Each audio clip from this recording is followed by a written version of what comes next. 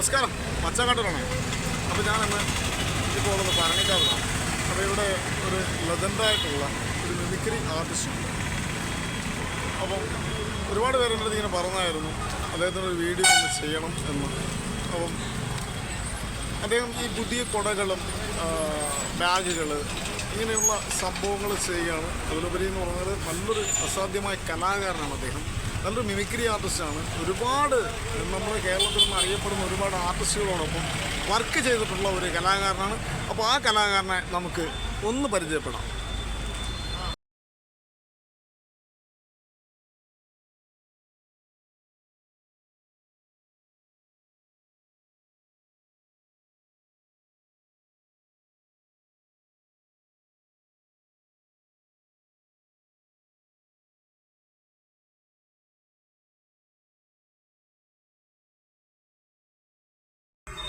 അപ്പോൾ ഇദ്ദേഹമാണ് ഹരി അടൂർ എന്ന് പറയുന്ന ആ അതുല്യ പ്രതിഭ. അപ്പോൾ ഇദ്ദേഹത്തിനെ കാണാൻ വേണ്ടിയാണ് ഞാൻ വന്നത്. അപ്പോൾ ഒരുപാട് ആർട്ടിസ്റ്റുകൾ എന്നോട് ഇങ്ങനെ പറഞ്ഞു, ഇദ്ദേഹത്തിനെ കുറിച്ച് പറഞ്ഞു. ഒരുപാട് ജീവിത പ്രശ്നങ്ങളും കാര്യങ്ങളും ഒക്കെ കാരണം കലാഫീൽഡിൽ നിന്നും വിട്ടു നിൽക്കുന്ന ഒരു കലാകാരനാണ്. പക്ഷേ എങ്കിലും കലാഫീൽഡിൽ ഇപ്പോഴും ഇദ്ദേഹമുണ്ട്. അപ്പോൾ ഇദ്ദേഹത്തിൻ്റെ വിശേഷങ്ങളും കാര്യങ്ങളും നമുക്ക് അല്പനിമിഷം മച്ചാൻ മീഡിയയിലെ പ്രേക്ഷകർക്ക് പങ്കുവയ്ക്കാം. ഓക്കെ ഹരി, നമസ്കാരം. നമസ്കാരം. നമസ്കാരം. പിന്നെ എന്തൊക്കെയുണ്ട് വിശേഷങ്ങൾ? സുഖമായിട്ട് പോകുന്നു. പ്രത്യേകിച്ച് വിശേഷം എന്തുവായി, ഇപ്പോൾ സ്കൂൾ അടവൊക്കെ ആയി. ഇപ്പം നമുക്ക് വർക്കൊക്കെ കുറവാണ്. ഇനി സ്കൂളൊക്കെ തുറന്ന് ഏകദേശം പകുതിക്ക് ആകുമ്പോഴത്തേക്ക് നമ്മുടെ കുടുംബത്തെ കരി വാങ്ങിക്കുന്ന സാമ്പത്തികമൊക്കെ വരുത്തുള്ളൂ. പിന്നെ പ്രത്യേകിച്ച് പറയാമെന്ന് വെച്ച് കഴിഞ്ഞാൽ എനിക്ക് ഈ ഒരു വയ്യായ്മയും കാര്യങ്ങളൊക്കെ ആയിപ്പോയി. എന്താ അത് പ്രശ്നം എന്ന് വെച്ച് കഴിഞ്ഞാൽ തലയ്ക്ക് ചെവിയിൽ നിന്നും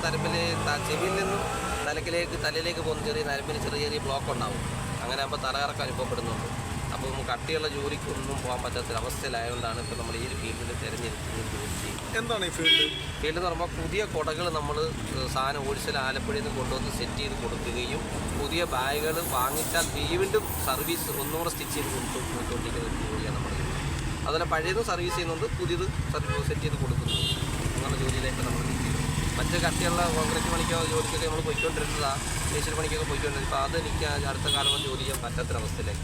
അല്ല, തൊഴിൽ ഇപ്പം നമുക്ക് ഏതാണോ നമുക്ക് നമ്മുടെ ശരീരഭാഷയ്ക്ക് നമുക്ക് ചെയ്യാൻ പറ്റുന്നതല്ല തൊഴിൽ. നമ്മുടെ മനസ്സിന് ഏത് തൊഴിലാണോ നമുക്ക് ആപ്റ്റാകുന്നത് ആ തൊഴിൽ നമുക്ക് ചെയ്യാം, നോ പ്രോബ്ലം. ഇപ്പം ഹരി പറഞ്ഞതെന്ന് പറഞ്ഞാൽ ഓക്കെ, അത് ഹരിയുടെ ഇപ്പോഴത്തെ ഒരു ശാരീരികാവസ്ഥ പിന്നെ തൊഴിലിനെ ബാധിക്കുന്നു. അപ്പോൾ അതുകൊണ്ട് ഹരിക്ക് ചെയ്യാൻ പറ്റുന്ന തൊഴിൽ ഹരി ചെയ്യുന്നു. ഓക്കെ, ഒരുപാട് സന്തോഷം.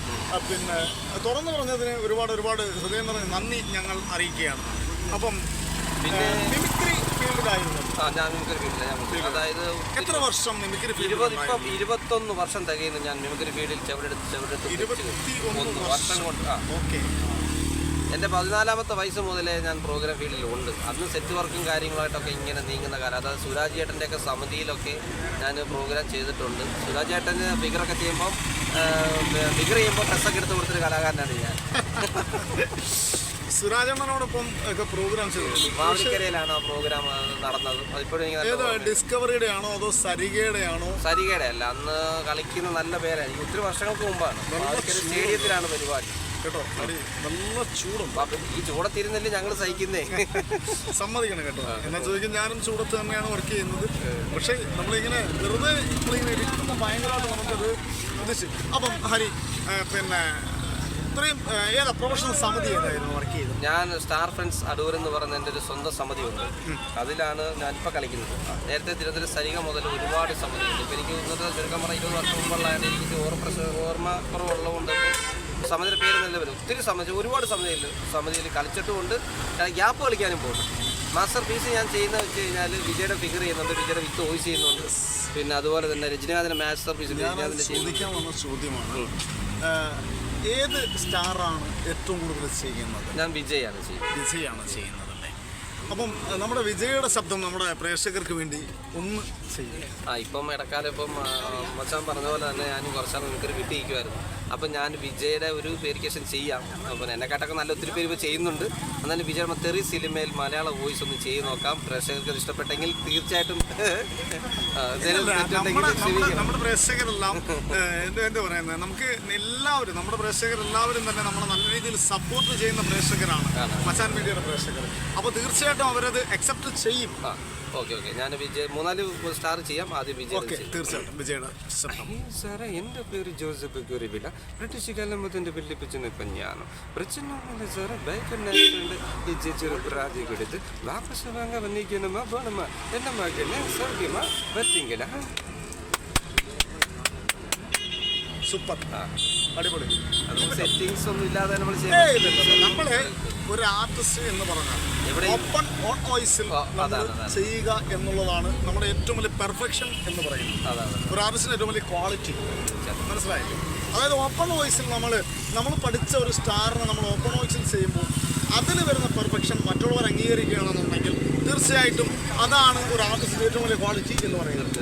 വേറെ ഒരു സ്റ്റാറോട് നമുക്ക് ഉല്ലാസ് പന്തളം, അതായത് എൻ്റെ ഒരു സുഹൃത്തും ചേട്ടന്റെ സ്ഥാനം തുല്യമായി കാണുന്ന ഉല്ലാസ് പന്തളം തീർച്ചയായിട്ടും. അതേപോലെ തന്നെ എൻ്റെ സുഹൃത്താണ്, ജ്യേഷ്ഠനാണ്. ഉല്ലാസനെ ഞാൻ റെക്കോർഡ് ചെയ്തിട്ടില്ല. ഉല്ലാസനെ കുറിച്ച് പറയുമ്പോൾ വേറൊരു പ്രത്യേകതയുണ്ട്. താരപരിവേഷമില്ലാത്ത ഒരു കലാകാരൻ. തീർച്ചയായിട്ടും. അതായത് നമ്മൾ ഒരുപാട് മീഡിയ ആർട്ടിസ്റ്റുകൾ നമ്മൾ കാണുന്നുണ്ട്. പക്ഷേ ഉല്ലാസനെ സംബന്ധിച്ച് താരപരിവേഷം അന്നും ഇന്നും ഒരു സാധാരണക്കാരൻ സമത്വത്തോടു കൂടി നമ്മളെ ചേർത്ത് പിടിക്കുന്ന ഒരു അതുല്യ പ്രതിഭയായ ഒരു കലാകാരനാണ് ഉല്ലാസ് പന്തളം. ഓക്കെ, ചെറിയൊരു ഉല്ലാസം കണ്ടാൽ തന്നെ എന്നെ കണ്ടാലും വിളിക്കും. അതാണ് ഞാൻ പറഞ്ഞത്. നമസ്കാരമുണ്ട്. ആരാന്ന്? ഞാനും വരട്ടെ.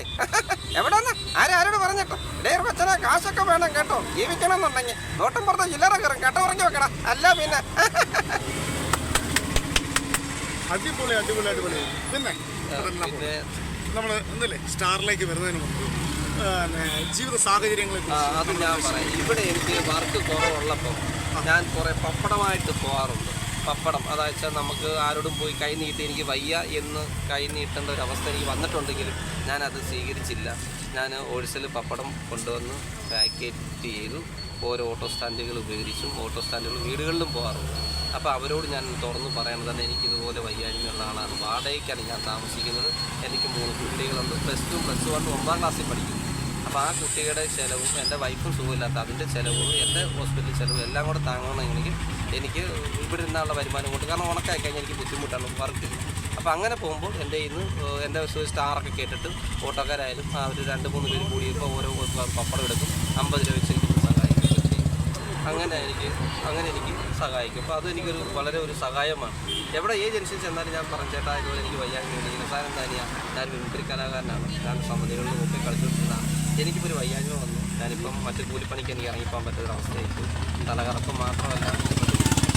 അപ്പോൾ അതുകൊണ്ട് നിങ്ങളോട് ഞാൻ കൈ നീട്ടുന്നില്ല. പക്ഷെ ഞാൻ ഒരു പ്രോഗ്രാം ചെയ്ത് 2 സ്റ്റാർ ചെയ്യാമെന്നുള്ള ഒരു പപ്പടം വാങ്ങിക്കാൻ പറയും. അവരത് കേൾക്കും. നല്ല സപ്പോർട്ടോടെ തന്നെ എൻ്റെ 2 പേർ പപ്പടം വാങ്ങിക്കാൻ എൻ്റെ കുടുംബം കഴിയും. ഇപ്പം അങ്ങനെയാണ് നടന്നുകൊണ്ടിരിക്കുന്നത്. സന്തോഷം. കാരണം എന്ന് പറഞ്ഞാൽ ഏതൊരു കലാകാരനെയും ജീവിതത്തിൽ ഞാൻ എപ്പോഴും പറയാറുണ്ട്, നമ്മുടെ ജീവിതത്തിൽ നമ്മളെ അലട്ടുന്നത് പ്രാരാബ്ദങ്ങളും കഷ്ടപ്പാടുകളും. ഒരുപാട് കലാകാരന്മാർ ഇങ്ങനെയുണ്ട്. കാരണം എന്താ പറയുക, മുഖ്യധാരയിലേക്ക് എത്താൻ പറ്റാത്ത ഒരുപാട് കലാകാരന്മാർ എൻ്റെ അറിവിൽ ഒത്തിരി പേരുണ്ട്. അതേപോലെ തന്നെ ഹരിയുടെ അറിവ് പോലെ തന്നെ എൻ്റെ അറിവുണ്ട്. എൻ്റെ അറിവിൽ ഒരുപാട് കലാകാരന്മാർ. കാരണം എന്ന് പറഞ്ഞാൽ ഇത് ഉപേക്ഷിച്ചിട്ട് തന്നെ ഇതിനി കലയെ വേണ്ട എന്ന് പറഞ്ഞ് അങ്ങനെ നിൽക്കുന്ന ഒരാളെ ഞാൻ നിങ്ങളുടെ ഓക്കെ നമുക്ക് നമ്മുടെ വിശേഷങ്ങൾ മാറിപ്പോകണ്ട. അപ്പം നമുക്ക് അങ്ങനെ കുറേ പേരുണ്ട് സൗണ്ട്. അപ്പം പക്ഷെ അവിടെ നമുക്ക് ഒരു കൈത്തൊഴിൽ നമ്മൾ പഠിക്കുക എന്ന് പറയുന്നത് ഏറ്റവും വലിയ കാര്യമാണ്. കാരണം എന്താണെന്ന് അറിയാമോ, ഇപ്പം ഹരി പഠിച്ചിരിക്കുന്ന ഈ ഒരു കൈത്തൊഴിൽ ഹരിക്കൊന്നും വേണ്ട. എവിടെ ഇന്ത്യയിൽ എവിടെ വേണമെങ്കിലും അല്ലെങ്കിൽ വേൾഡിലായിക്കോട്ടെ എവിടെ ചെന്നാലും ശരി, ഒരു കടയിൽ ചെന്നൊക്കെ പറയാം, ചേട്ടാ ഒരു ചോദ്യം ഞാനൊരു കുട നോക്കിയത് ഇതിന്റെ പൈസ ഞാൻ 2 കുട ശരിയാക്കി തന്നതിന് ശേഷം എന്ന് പറഞ്ഞാൽ പിന്നെന്താ ചെയ്തോ, അവർ സപ്പോർട്ടേ ഉണ്ടാവുന്നുള്ളൂ. അത് കൈത്തൊഴിൽ എന്ന് പറയുന്നത് ഒരു പ്രധാന ഘടകമാണ്. പിന്നെ അതുപോലെ പിന്നെ നമ്മുടെ ഇപ്പോൾ ഇന്ന് ഫീൽഡിലുള്ള ഏതൊക്കെ ആർട്ടിസ്റ്റുകളൊക്കെ പോകുന്നത്, എനിക്ക് ഏറ്റവും എൻ്റെ ഒരു ജ്യേഷ്ഠനും സുഹൃത്തും മാളിയനും എന്താ പറയുക, ഞങ്ങൾ ഒന്നായിട്ട് നടന്ന ഒരാളാണ് രാജേഷ് കൊട്ടാരം. ഓക്കെ, നമ്മുടെ സംഘം പോലെയാണ് നടന്നത്. ഞങ്ങളെല്ലാം തിരുമൂർത്തി അവരെ ഏത് പ്രോഗ്രാമിനും ഞാൻ വിളിച്ചു കഴിഞ്ഞാൽ അവിടെ പേയ്മെന്റ് നോക്കത്തില്ലെന്ന്. എത്ര റിസ്ക് എടുത്തായാലും ഹരിയുടെ വർക്ക് ഉണ്ടോടാ ഞാൻ എത്തി പറഞ്ഞിട്ടുണ്ടെങ്കിൽ കറക്റ്റ് സമയത്ത് രാജേഷ് കൊട്ടാരത്തിനോടൊപ്പം പ്രോഗ്രാം ചെയ്തു, ഷോർട്ട് ഫിലിം ചെയ്തിട്ടുണ്ട്, എൻ്റെ സമിതി കളിച്ചിട്ടുണ്ട്, 1-2 പ്രോഗ്രാം ഞാൻ ചെയ്തിട്ടുണ്ട്. വിളിക്കാറുമുണ്ട്, സംസാരിക്കാറുമുണ്ട്. ഇപ്പം അടുത്തിടക്കാലം കൊണ്ട് വിളിക്കാൻ കാലം ബിസിയിലൊക്കെയാണ്. ശരിയാണ്, ഓരോ കലാകാരന്മാർക്കും അവരുടേതായ ഒരു മേഖല എത്തുമ്പോൾ അത് സ്വാഭാവികം. എൻ്റെ കടയുടെ പരസ്യമൊക്കെ പുള്ളി ചെയ്തിട്ടുണ്ട്. തീർച്ചയായിട്ടും. അപ്പോൾ അത് നമ്മൾ അവരുടെ സാഹചര്യം നമ്മൾ മനസ്സിലാക്കുക എന്നുള്ളതാണ്. കാരണം ഓരോരുത്തർക്കും ഓരോ പൊസിഷനുണ്ട്. അപ്പോൾ ആ ലെവലിലെത്തുമ്പോൾ ചിലപ്പോൾ അവർക്ക് സമയം കിട്ടും. കാരണം അവരുടെ ഒരു എന്താ പറയുന്നത്, അത് ചിലപ്പോൾ മനഃപൂർവ്വമായിരിക്കത്തില്ല. നമുക്ക് പക്ഷേ ഹേർട്ട്ലി ഫീൽ ചെയ്യും. നമുക്ക് ഹേർട്ട്ലി ഫീൽ ചെയ്യും. പക്ഷേ നമ്മൾ അത് അവർ ഒരിക്കലും മനഃപൂർവ്വമായിരിക്കത്തില്ല. ഓക്കെ, ഒരുപാട് സന്തോഷം. അപ്പോൾ നമ്മുടെ പ്രേക്ഷകർക്ക് വേണ്ടി വീണ്ടും നമ്മുടെ പ്രേക്ഷകർക്ക് വേണ്ടി വീണ്ടും ഒരു സ്റ്റാർ നമുക്ക് ബൈജു ചേട്ടനെ ചെയ്യാം. പഴയ കാലത്തെ ബൈജു ചേട്ടൻ ഇപ്പോൾ പൊതുവായിട്ട് വോയിസുമായിട്ട് എത്തിയിരിക്കും. ആട് ട്യൂവിനകത്തൊക്കെ വന്നിട്ടുണ്ടല്ലോ. അപ്പോൾ ആ പുള്ളിക്കാരൻ്റെ വോയിസ് ചെയ്തു. എൻ്റെ പൊന്ന് വർഗിച്ച ഞാൻ ഒരു കാര്യം പറയട്ടെ, നല്ല കാശും കൊണ്ട് പോയിട്ട് കാര്യമില്ല. മിമിക്രിന് ടച്ച് വിട്ടിട്ട് വർഷം കുറയില്ല. ഇത് പാപ്പി കൊണ്ട് കൊടുക്കണം കേട്ടോ. എൻ്റെ പൊന്ന് പാപ്പച്ച, ഞാൻ മാച്ച് കൊള്ളപ്പാന്ന് പറയാം. അമ്മയാണ് സത്യം, എനിക്കൊന്നും അറിഞ്ഞൂടാ. വരട്ടെ, പൈല അഴുക്ക പൈലകൾ തന്നെ വരട്ടെ. എന്നാൽ ശരി. സൂപ്പർ. ഇപ്പം സത്യത്തിൽ മിമിക്രിയിലോട്ട് വരാൻ താല്പര്യമുണ്ടോ? തീർച്ചയായിട്ടും മിമിക്രി വരാൻ ആ കാലം പറഞ്ഞല്ലോ, 20 വർഷം കൊണ്ട് പഠിക്കുന്നുണ്ട്. മക്കളൊക്കെ എത്ര പഠിക്കുന്നു? മക്കൾ പഠിക്കുന്ന ഒരുത്തൻ +2 പഠിക്കുന്നു, ഒരാൾ +1, 9ാം ക്ലാസ്. ഒരാൾ +1, ഒരാൾ +2, ഒരാൾ 9ാം ക്ലാസ്. എത്ര മക്കൾ? മൊത്തം 3 മൂത്ത കുട്ടിക്ക് സുഖമില്ലാത്ത കുട്ടിയാണ്. മൂത്ത സുഖമില്ലാച്ചാൽ കേരള സർക്കാരിൻ്റെ കാർഡും കാര്യങ്ങളൊക്കെ ഉണ്ട്. പിന്നെ അവനെ പരീക്ഷ എഴുതിച്ച മറ്റൊരു കുട്ടിയെ വെച്ചാണ്. അപ്പോൾ അതുകൊണ്ട് ഒരു ചിലവും. വൈഫ് എന്ത് ചെയ്യും? വൈഫ് ഹൗസ് വൈഫാണ്. അത് ഇച്ചിരി വയ്യായ്മയൊക്കെയുള്ളതാണ്. അവനെ സഹായിക്കാൻ കടയിൽ വന്നിരിക്കും. പിന്നെ വീട്ടിൽ പാക്കിങ്, പപ്പടം പാക്കിങ് ചെയ്യും. ഓക്കെ, തീർച്ചയായിട്ടും നല്ല കാര്യം. കാരണം നിങ്ങൾ ഇപ്പം ഇത്രത്തോളമൊക്കെ അധ്വാനം കുഞ്ഞുങ്ങൾക്ക് വേണ്ടി ചെയ്യുന്നുണ്ടോ? കല ഉള്ളിലുണ്ട്. പക്ഷേ എങ്കിലും നമ്മുടെ പ്രാരാബ്ദങ്ങളും കഷ്ടപ്പാടുകളും നമ്മൾ മനസ്സിലാക്കി നമ്മൾ ആ ഒരു തൊഴിൽ മേഖലയുമായി മുന്നോട്ട് പോവുക എന്ന് പറയുന്നത് ഏറ്റവും വലിയൊരു പ്രധാന ഘടകമാണ്. മനസ്സിലായില്ലേ? അപ്പോൾ അത് അപ്പോൾ പിന്നെ അതുപോലെ തന്നെ എനിക്കിപ്പോൾ ഒറ്റയ്ക്ക് എങ്ങും യാത്ര ചെയ്യാൻ പറ്റുന്നില്ല. കൂടെ ഒന്നും എൻ്റെ മോൻ വേണമെങ്കിൽ ബൈക്ക് വേണം. കാരണം ഇത് എപ്പോഴാണ് ഇത് കയറി ഇങ്ങനെ ബ്ലോക്ക് ആവും. എന്താണ് ഈ അസുഖം? അസുഖം ചെവിയിൽ നിന്നും ഞാൻ പറഞ്ഞില്ലേ, ചെവി തലച്ചോറിലേക്ക് പോകുന്ന ചെറിയ നരമ്പ് പോകും. അത് പിന്നെ MR ചെയ്യണം ഒക്കെ പറഞ്ഞിട്ട് ചിലവുള്ള കാര്യങ്ങളാണ്. അപ്പോൾ അതിലെനിക്ക് ഒരു സാമ്പത്തിക ബുദ്ധിമുട്ടുള്ളത് കൊണ്ടാണ് വെച്ച് നീട്ടി മെഡിസിൻ കഴിച്ച് ഇപ്പോൾ തിരുവനന്തപുരത്ത് ഒരു ഡോക്ടറെ കണ്ടു. ഡോക്ടറിൻ്റെ ട്രീറ്റ്മെൻറ്റ് കൊടുത്തുകൊണ്ടിരിക്കുകയാണ്. പിന്നെ മാസം തോറും ആഴ്ചോറും മോന് തന്നെ 250 രൂപ വേണം ഒരാഴ്ച മെഡിസിൻ വാങ്ങി. ഒരു ദിവസം മെഡിസിൻ മുടങ്ങുവാണ്. അപ്പോൾ അങ്ങനെ കുറിച്ച് ഒരുപാട് ബുദ്ധിമുട്ടി കഴിഞ്ഞുകൊണ്ടിരിക്കുന്ന സമയമാണ് ഇപ്പോഴത്തെ സമയം. ഇപ്പോൾ എന്നെ സഹായിച്ചുകൊണ്ടിരിക്കുന്നത് ഞാൻ പറഞ്ഞില്ല, പപ്പട കച്ചവടത്തിന് പോകുമ്പോൾ ഓരോ ഓട്ടോക്കാരായിട്ട് അതുപോലെ തന്നെ വീട്ടുകളിലായിട്ട് എല്ലാവരും കൂട്ടുകാരൊക്കെ എന്നെ സപ്പോർട്ട് ചെയ്തുകൊണ്ടാണ് ഞാനിപ്പോൾ ഇത്രത്തോളം പിടിച്ചു നിൽക്കുന്നത്. ഇവിടെ വലിയ വരുമാനം കാര്യങ്ങളൊന്നും. ഹരി, നമ്മുടെയൊക്കെ ജീവിതത്തിനൊരു അർത്ഥങ്ങളുണ്ട്. തീർച്ചയായും ഇത് കാണുന്ന പ്രേക്ഷകരും അതിലുപരി ഹരിയോടൊപ്പം വർക്ക് ചെയ്ത കലാകാരന്മാരും തീർച്ചയായിട്ടും ഇദ്ദേഹത്തിന് നല്ല നല്ല അവസരങ്ങൾ കൊടുത്ത് ഇദ്ദേഹത്തെ പ്രോത്സാഹിപ്പിക്കുക. കാരണം അത്രത്തോളം കുടുംബ പശ്ചാത്തലവുമായി കുടുംബവുമായി ഇഴുകിച്ചേർന്ന് ജീവിക്കുന്ന ഒരു കലാകാരനാണ് ഇദ്ദേഹം. അതിലുപരി നല്ലൊരു അധ്വാനിയായ ഒരു കുടുംബനാഥനാണ്. അപ്പോൾ തീർച്ചയായിട്ടും ഇത് കാണുന്ന പ്രേക്ഷകരും അതിലുപരി ഇത് ഷെയർ ചെയ്യുന്ന പ്രേക്ഷകരും അതിലുപരി ആ ഹരിയോടൊപ്പം വർക്ക് ചെയ്ത കലാകാരന്മാരും തീർച്ചയായും ഇദ്ദേഹത്തെ നിങ്ങൾ കാണാതെ പോകരുത്. ഹരി, ഒരുപാട് സന്തോഷം. നമ്മുടെ മച്ചാൻ മീഡിയ പ്രേക്ഷകർക്ക് എല്ലാവർക്കും നല്ലൊരു ആശംസകൾ കൊടുക്കുക. നമുക്ക് പ്രോഗ്രാം വൈൻഡപ്പ് ചെയ്യാം. മച്ചാൻ മീഡിയയിലെ എല്ലാ പ്രേക്ഷകർക്കും ഒരു ആശംസ കൊടുക്കുക. എല്ലാ പ്രേക്ഷകർക്കും ആശംസകൾ. Okay, thank you.